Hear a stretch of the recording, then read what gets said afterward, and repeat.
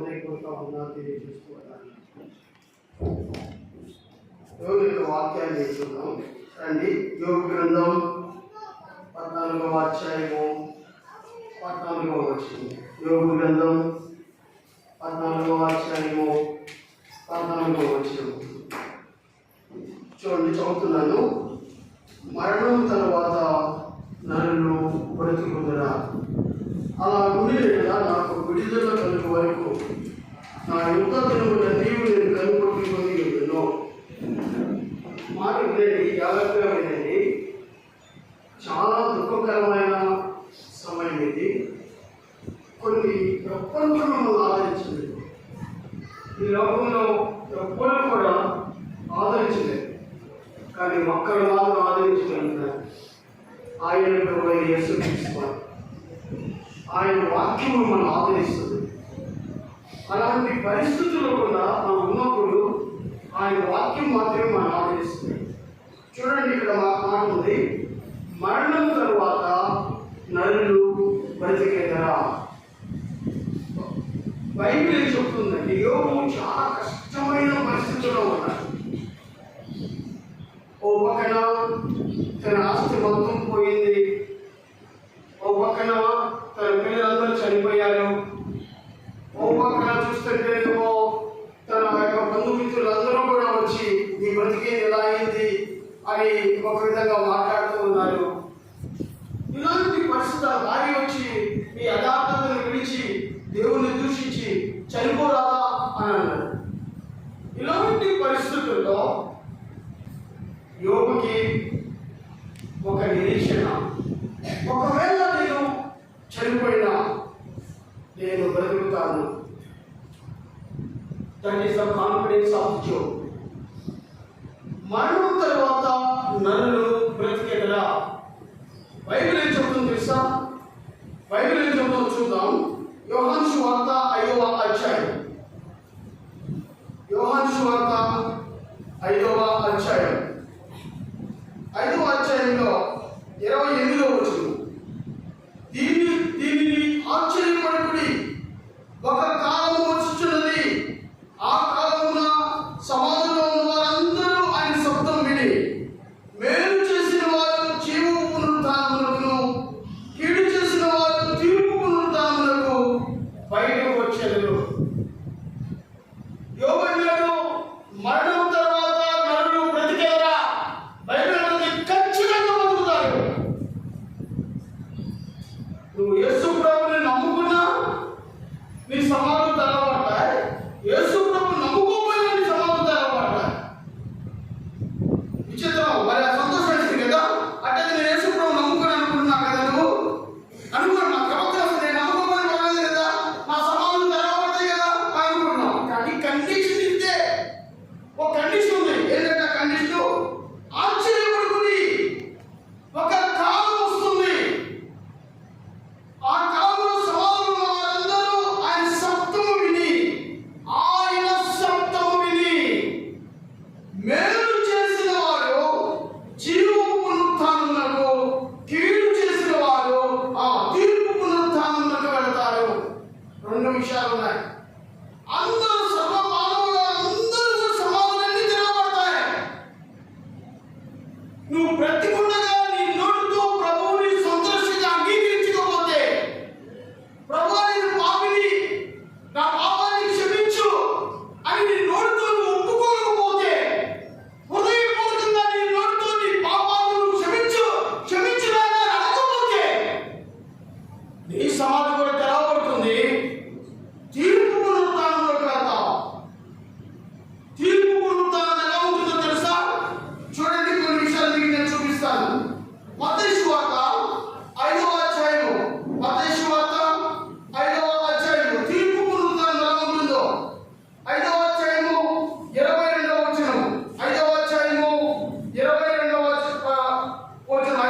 మత్తయి సువార్త 5వ అధ్యాయము 22వ వచనం చూడండి. నేను మీతో చెప్పున్నది ఏమనగా, తన సహోదరుని మీద కోపపడేవాడు ప్రతివాడు విమర్శకు లోనగును. తన సహోదరుని చూచి వ్యర్థుడా అని చెప్పువాడు మహాసభకు లోనగును. ద్రోహి అని చెప్పువాడు నరకాగ్నికి లోనగును. చూసారా, నరకాగ్ని ఉంది. ఎవరికి నరకాగ్ని ఉంటుంది తెలుసా?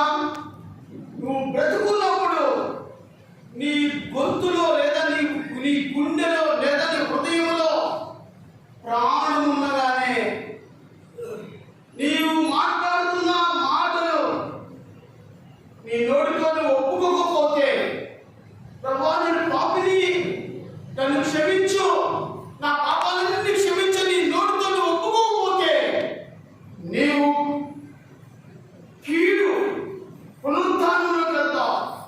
ఆ కీడు పునరుత్థానం ఎంత భయంకరంగా ఉంటుందంటే డైరెక్ట్ గా నరకానికి వెళ్ళిపోతావు. అంటే మధ్యలో నాన్ స్టాప్ వస్తుంది తెలుసా మీకు? ఇక్కడ నువ్వు కళ్ళు మూస్తే ఎక్కడ కళ్ళు తెరుస్తావు తెలుసా? నరకాగ్నిలో కళ్ళు తెరుస్తావు. ఇది డైరెక్ట్. ఇది బైబిల్ చెప్తుంది, నేను కూడా చెప్పింది కాదు, బైబిల్ చెప్తుంది. ఇంకోటి కూడా ఉంది, లూకా సువార్త 16వ అధ్యాయం. ఈ నరకాగ్ని ఎలా ఉంటుందో చూడండి. లూకా సువార్త 16వ అధ్యాయం. లూకా సువార్త 16వ అధ్యాయం. 16వ అధ్యాయము 23వ వచనం. 16:23. అప్పుడు పాతాళంలో బాధపడుచు ఆ పాతాళంలో బాధపడుచు లేచి ఆ దూరము నుండి అబ్రహామును అతని రొమ్మున ఆనుకొనిన లాజరును చూసి, ఆ తండ్రివైన అబ్రహామా, తండ్రివైన అబ్రహామా, నా యందు కనికరపడి నా ఇంటి కనికరపడి నన్ను బ్రేతికొనను, నీళ్ళలో ముంచి 28వ వచనం చదువుతున్నాను. వారు 16:28. వారిని వేదనకరమైన స్థలములకు రాకుండా అక్కడ వేదన ఉంటుంది. మొదటిది, నువ్వు నోటి బతుకున్నగానే ఐసీయూలోకి వెళ్ళినది ఒప్పుకోవడం కాదు. అక్కడ ఐసీయూలో అన్కాన్షియస్గా ఉంటావు, నువ్వు ఒప్పుకోడు. నువ్వు బ్రతుకున్నగానే ప్రభు నీకు ఛాన్స్ ఇస్తాడు. ఆయన దైవసేవకులను పంపిస్తాడు. ఆయన వాక్యము నీ ముందు పెడతాడు. నేను పాపిని అని గుర్తిరిగి నువ్వు పాపాన్ని ఒప్పుకోకపోతే డైరెక్ట్ గా నరక అగ్నిలోకి వెళ్ళిపోతావు. రెండోది, వేదనకరమైన స్థలంలోకి వెళ్ళిపోతావు. అక్కడ ఏమిటో తెలుసా? ఏడుపులు, పండ్లు కొరుకుతూనే ఉన్నాయి. ఓ పక్కన ఏడుస్తూ ఉంటారు ఆ బాధకి, ఓ పక్కన పండ్లు కొరుకుతూ ఉంటారంట. పాదరికులంలో ఒక సందర్భం రాస్తారు. యాక్చువల్గా సందర్భం కాదు, సందర్భం ముందు చూపిస్తాను మీకు నేను. జకరియా గ్రంథం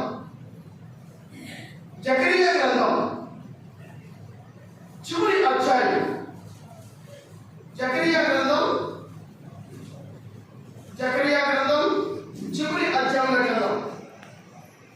జకరియా గ్రంథం చివరి అధ్యాయము 10వ వచనం. మరియు యెహోవా తెగులు పుట్టించి యెరూషలేము మీద యుద్ధం చేసిన జనులందరినీ ఇలా వస్తారంట. ఎలా? వారు నిలిచి ఉన్న వారిని వారి దేహములు కుళ్ళిపోవును. ఎక్కడ ఇది?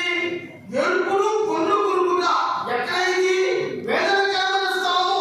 ఎక్కడ ఇది? నరకాగ్ని. అక్కడ ఎలా ఉంటుందో వారు నిలుచుంటూ చూడండి, శరీరం అంతా కుళ్ళిపోయిందంట. ఇంకా చూడండి ఇంకేముందో.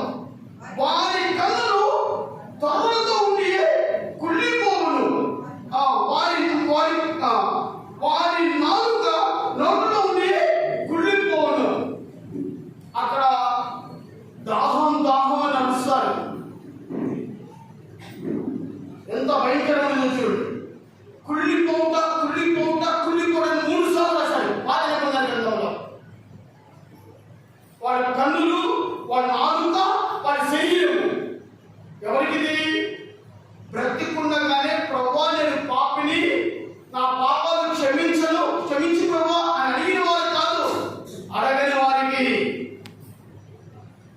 నీకున్న ఆరోగ్యాన్ని బట్టి, నీకున్న శక్తి సామర్థ్యాలు బట్టి, నీకున్న ధనాన్ని బట్టి, నీకున్న ఐశ్వర్యాన్ని బట్టి గర్వించి దేవుణ్ణి సంతోషంగా అంగీకరించి చాలాసార్లు దేవుడు చేస్తాడు. చాలాసార్లు ఇస్తాడు. నేను కూడా ఉద్యోగంగా ఇంత తొందరగా చేసిపోతాను.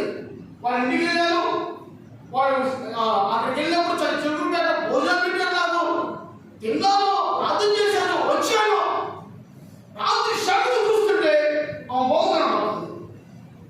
ఆలోచించండి. మరణం చెప్పి రాదు, చెప్పకుండా వస్తుంది. మరణం తర్వాత నన్ను బ్రతికేదరా, బ్రతుకుతారు, ఖచ్చితంగా బ్రతుకుతారు. నువ్వు మేలు చేసావా? మేలేంటండి? యేసు ప్రభు సందర్శన అంగీకరించావా? అంగీకరించలేదా? నువ్వు అంగీకరించకపోతే డైరెక్ట్ నాన్ స్టాప్ వస్తుంది తెలుసా, నరకాగ్ని. ఇంకెక్కడ నువ్వు ఆగో, డైరెక్ట్ గా పడిపోలే.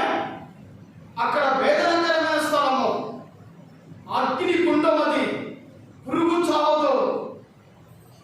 ఆలోచించు, ఎన్నటికీ నీ ఆత్మ చచ్చిపోదు. పరలోకం ఎంతకాలం ఉంటుందో నరకాగ్ని కూడా అంతకాలం ఉంటుంది. ఉన్న పాటల కుళ్ళిపోదు అనుకుంటారంట. ఒక అతను చెప్తారు, ఒక తెలిసేవాడు, సరే కుళ్ళిపోవడం ఏంటంటే మీరు ఆ నరకాగ్నిలోకి వెళ్ళిపోయిన తర్వాత ఈ నరకాగ్ని యొక్క అగ్ని భరించడానికి దేవుడు ఒక శరీరాన్ని ఇస్తాడంట. ఆ శరీరం అంట ఉన్నటువంటి కుళ్ళిపోయి రాలిపోయిందంట. అమ్మాయ రాలిపోయిందిలే అనుకుంటాం. ఇంటిలో కన్నులకు పాటలు మళ్ళీ చూస్తాడు ఆ యొక్క శరీరం. యుగ యుగాలు కాలుతూ ఆ భయంకరమైన వేదనకరమైన స్థలంలో నువ్వు ఉంటా.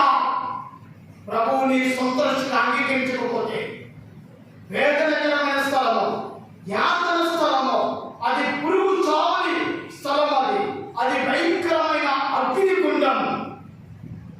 రెండవ పునరుద్ధానం ఉంది. నేను యేసు ప్రభువుని సంతోషంగా అంగీకరించాలి కదా, మరి నేను చచ్చిపోతే ఎలా ఉంటుంది? నీకు ఒక అద్భుతమైన విషయం ఉంటుంది. ఈరోజు మన ముందు బాడీ, చనిపోయిన బాడీ మనం చూస్తున్నాం. చనిపోయిన ఆమె ఆయన కన్ను మూసింది, డైరెక్ట్గా ప్రభు ఎదుట కళ్ళు తీసింది, ఆ లోకంలో కళ్ళు తీసింది. ప్రభు ఒక దినాన్ని వస్తాడు. కరుపూర శబ్దము విని, కరుపూర శబ్దంతో వచ్చినప్పుడు ఏమని చూడండి, మొదటి కొరింథీయులకు రాసిన పత్రిక,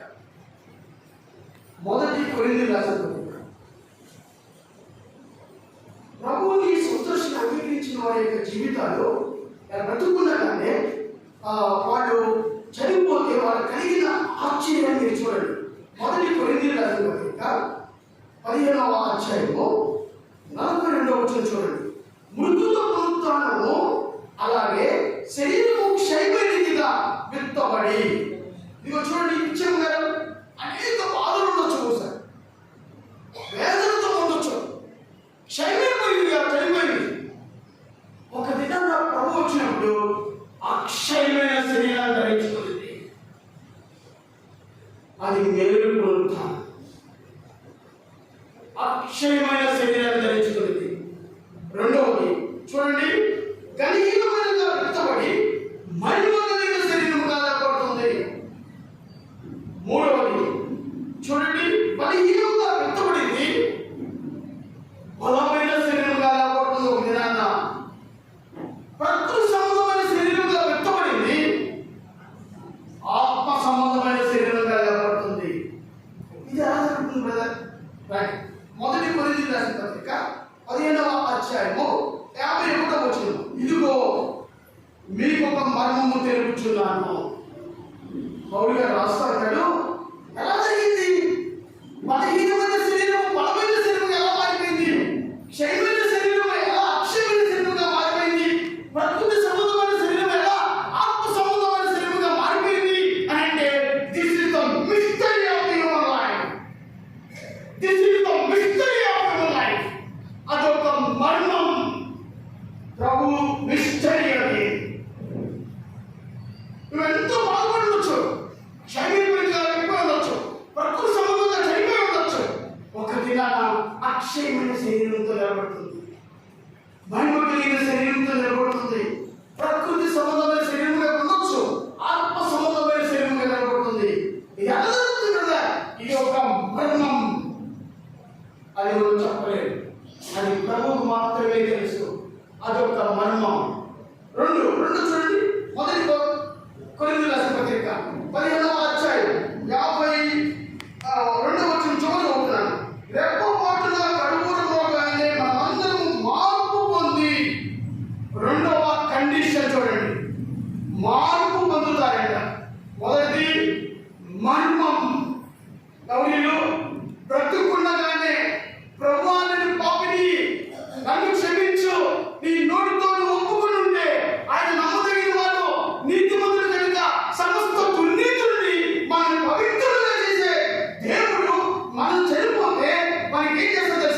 ఒక మర్మాన్ని చెప్తాడు ఆయన.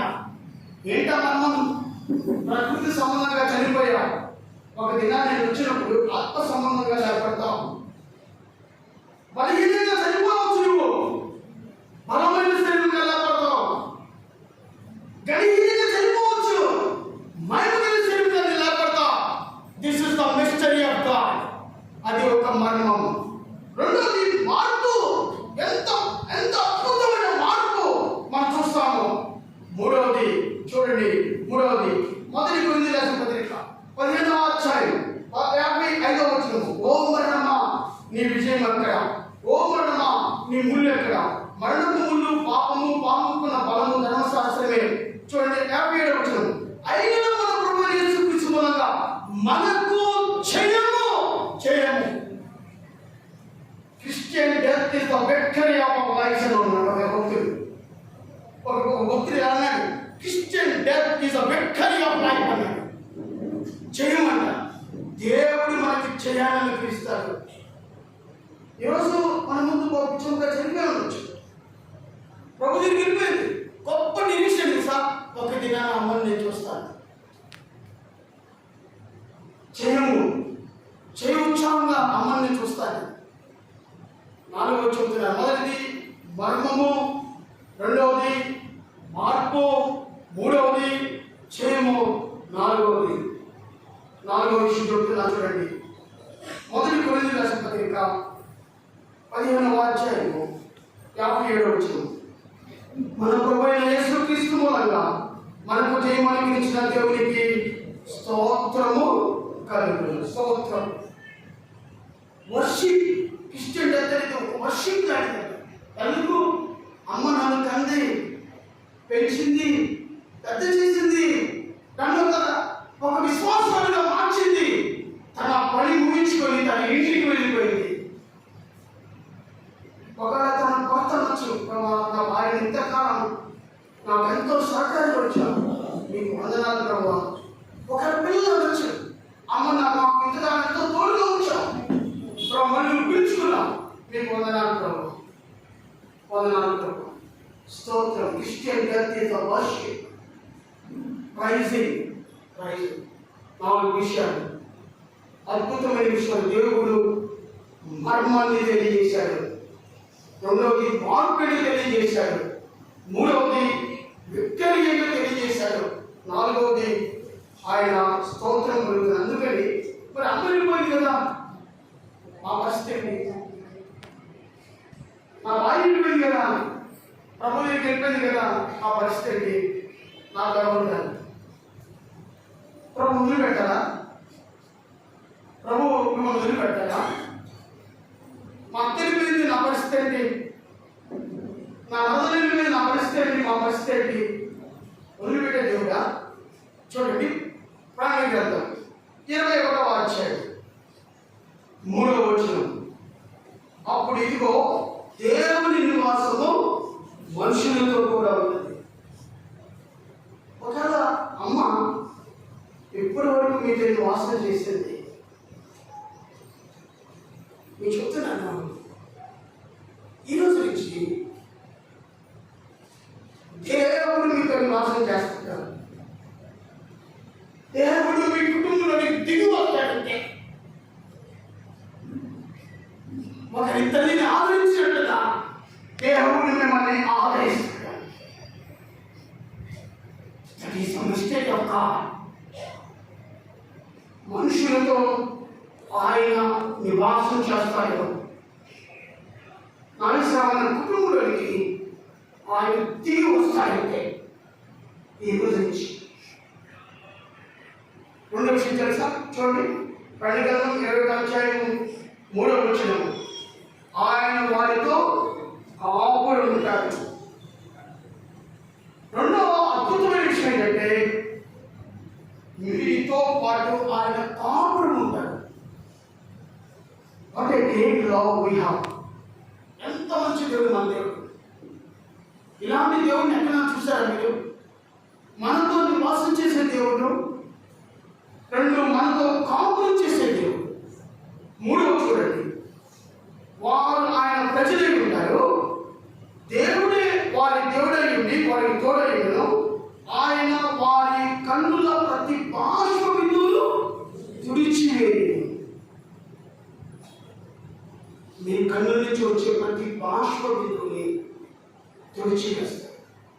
ఇది అందరికీ కాదు, ఇది అందరికీ కాదు. బ్రతుకుంది కానీ నీ నోటితో ప్రభా నేను పాపిని, నా పాపముల్ని బట్టి నన్ను శిక్షించను, నన్ను క్షమించు ప్రభా, నీ రక్తంతో నన్ను కలుగు ప్రభా, నన్ను పవిత్రులుగా మార్చేయ అని ఎవరైతే బ్రతుకుండగానే నీ నోటితో నువ్వు ఒప్పుకుంటావో ఆయన మనుషులతో నివాసం చేసే దేవుడు, ఆయన మీతో కాపురం చేసే దేవుడు. మీరు ఆయనకు ప్రజలే ఉంటారు. మీ కళ్ళలోకి వచ్చే ప్రతి బాష్ప బిందువుని తుడిచివేసే ఏకైక దేవుడు ఒక్కడే, ఆయనే ప్రభు అయిన యేసుక్రీస్తు. అట్టి కృప ప్రభు మన అందరికీ దయచేయను గాక. ఆమేన్.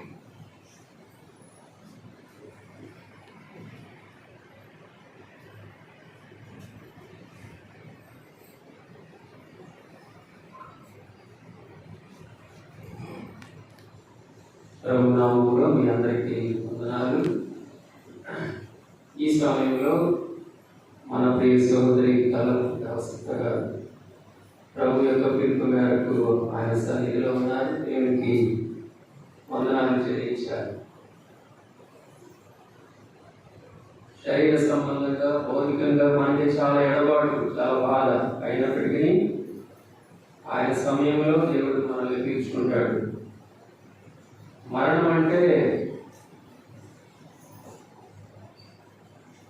దేవుడి వాక్యంలో నిద్రతో పోల్చారు. ప్రభువునందు నిద్రించిన వారు కాబట్టి మన నిరీక్షణ చాలా గొప్పది. ఇప్పుడు చక్కటి వాక్యం విన్నాం. వాక్యం కొరకు ప్రార్థన చేసిన తర్వాత సహోదరుడు నాగేశ్వరరావు గారు వచ్చి కొన్ని నిమిషాలు మాట్లాడిన తర్వాత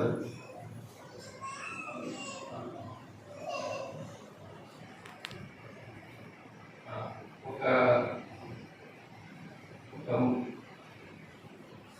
4 నిమిషాలు టైం ఉంటుంది. మనకి సమయం ఎక్కువ లేదు కనుక ఎవరైనా ఒకరు వచ్చి షేర్ చేసుకోవాలంటే సౌకర్య పక్షంగా నాగేశ్వరరావు గారు రాలేమంటున్నారు, మాట్లాడలేమంటున్నారు కనుక శ్రేయాభిలాషి కానీ బంధువర్గం నుంచి ఎవరైనా 2 మాటలు 4-5 నిమిషాల టైం ఉంది పంచుకోవాల్సిందిగా కోరుతున్నాం. ముందుగా ప్రార్థన చేసుకుందాం. వాక్యం కొరకు మనం చక్కటి వాక్యం విన్నాం. ప్రభా నీకు వందనాలు, స్తోత్రాలు. మా సహోదరి చాలకుంట వసంత గారు మీరు పిలుచుకున్నారు, నీ మహిమలో నీకు వందనాలు ప్రభా. అవును తండ్రి, మాకు ఇచ్చిన నిరీక్షణ ఎంతో గొప్పది.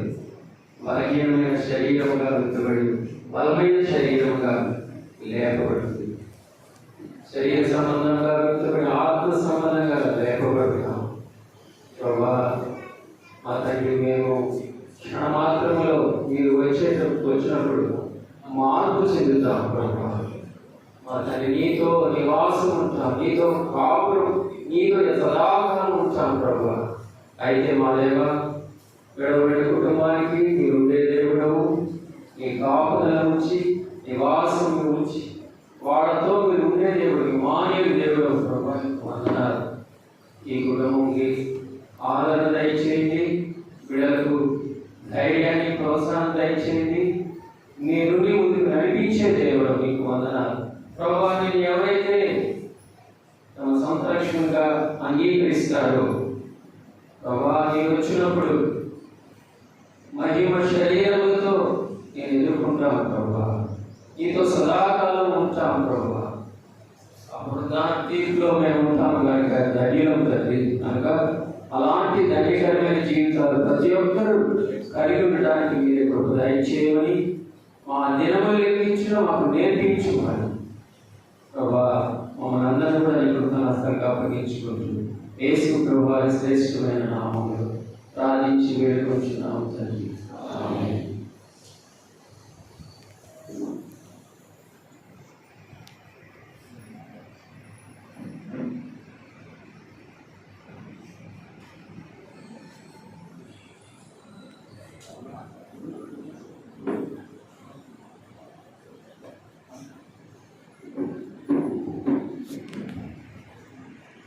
పేట వేరే సంఘం సహోదరి మరి వసంతాన్ని ఆత్మీయులైన సిస్టర్ 2 మాటలు సిస్టర్ గురించి మాట్లాడతారు.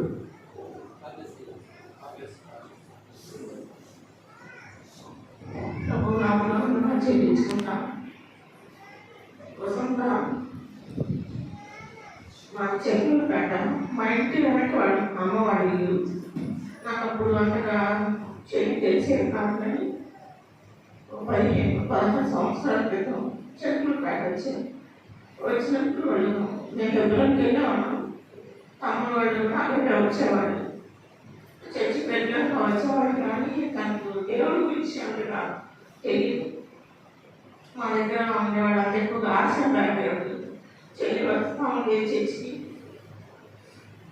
నేను ఎక్కువగా తనతో ఉంటాను. దేవుడి గురించి చెప్తాను అన్నప్పుడు వాటికి వెళ్తాను. అందులో ప్రభుత్వం సంభవించింది.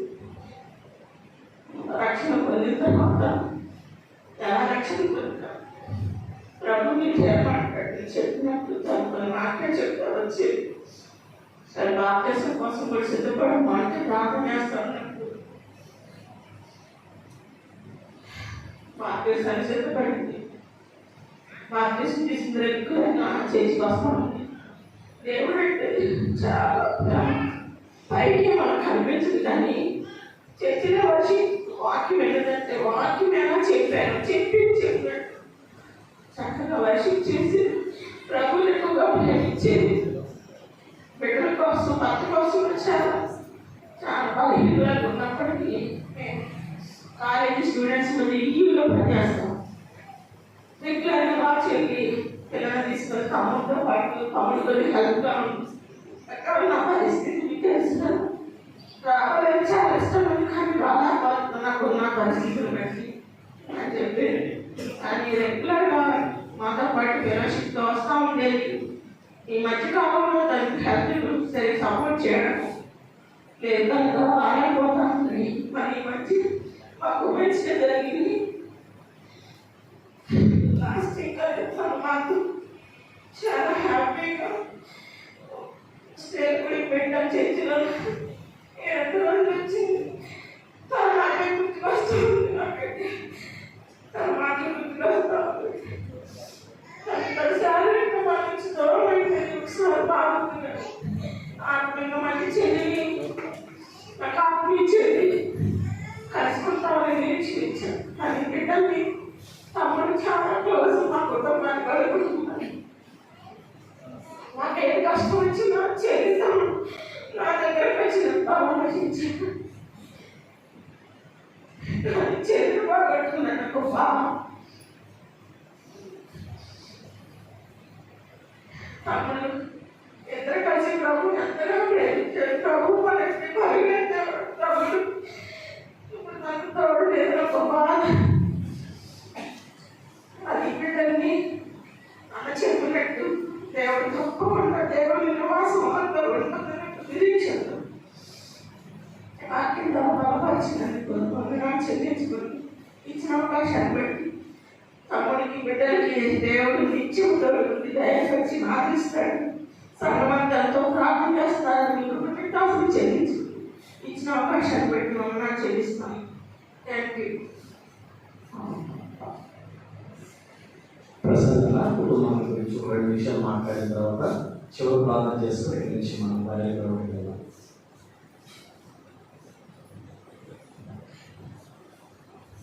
యేసుక్రీస్తు వారి నామంలో చేరవలసిన అందరికీ వందనాలు. మరి ఇక్కడ చేరిన ఎక్కువ శాతం రక్త సంబంధికులే, అందరూ ఆత్మీయులే. మా కుటుంబం గురించి మీకు అందరికీ తెలుసు. మేమైతే 9 మంది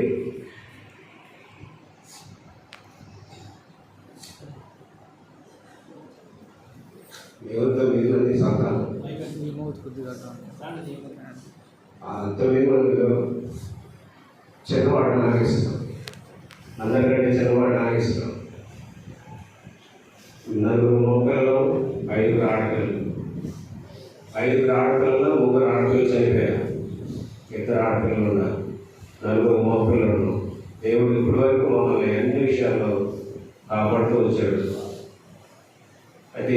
రీసెంట్గా ఒక 15 రోజుల క్రితం మా పెద్దన్నయ్య ఆరోగ్యం బాగా ఇక్కడ కుడికాలు తీసివేయడం జరిగింది.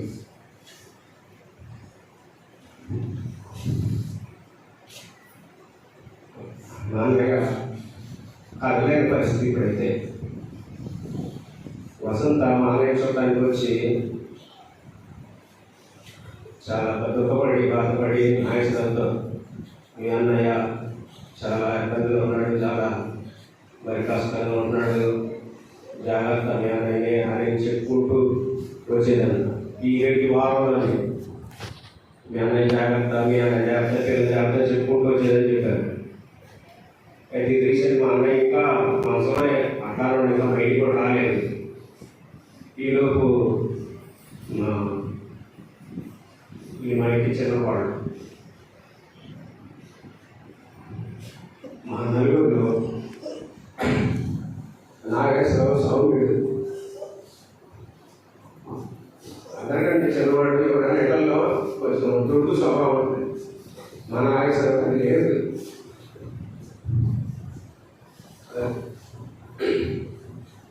మా కుటుంబంలో మా పెద్దన్నయ్య మా అందరి వ్యవస్థ చరిత్రలో మా నాన్న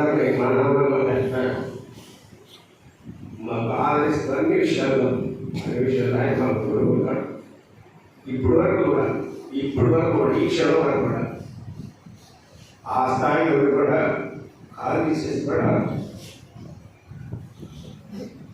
పోగేసి ఎక్కడ ఉన్నారు చెప్పులు కంటే, ఎందుకంటే ఇట్లా వసంతకి హార్ట్ వస్తుంటే ఇంకా పెద్దగా వేసి నేను ఎప్పుడు చూడలేదు. మామే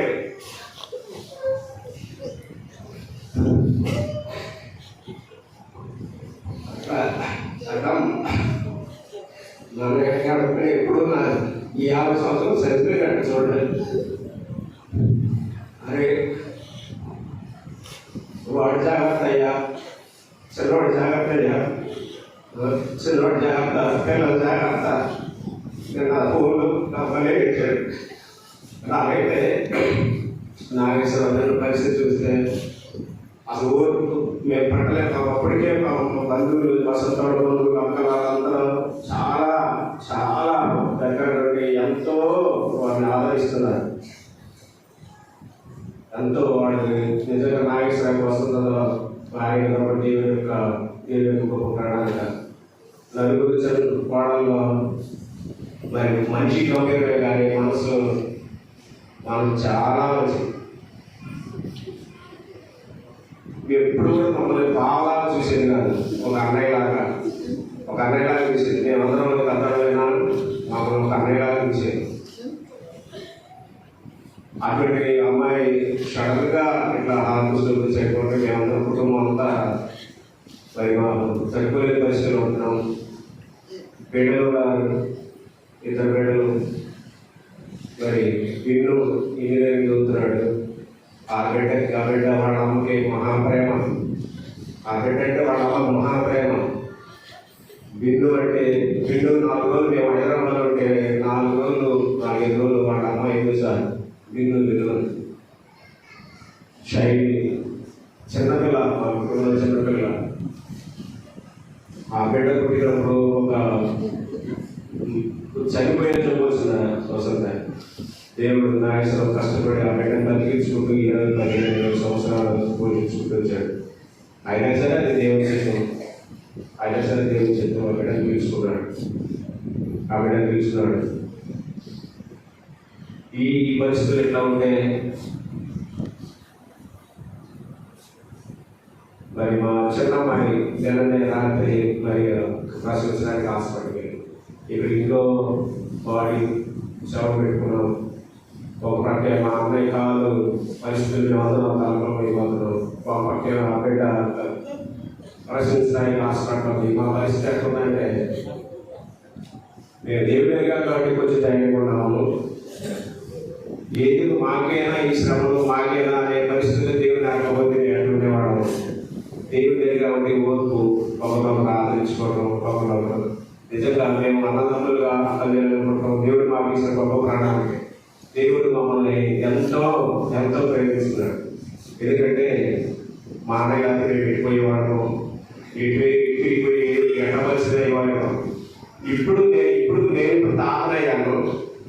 నేను కూడా నా వయసు తాత అయింది. ఇప్పుడు కూడా మా అన్నయ్య మా తమ్ముడు ఇంట్లో జరుగుతుందా, పని అవుతున్నావా, పెట్లు చేస్తున్నారు, ఇప్పుడు కూడా చేస్తూ ఉంటారు. ఇప్పుడు కూడా నాకు 57 సంవత్సరాలు వచ్చింది. మద్రాసులో మా అక్క ఉంది, మా బావ అయితే, మా బావ, మా అన్నయ్య ప్రతి విషయంలో మరి మా నాన్న మా అమ్మ చేసుకున్నటువంటి మరి దేవుని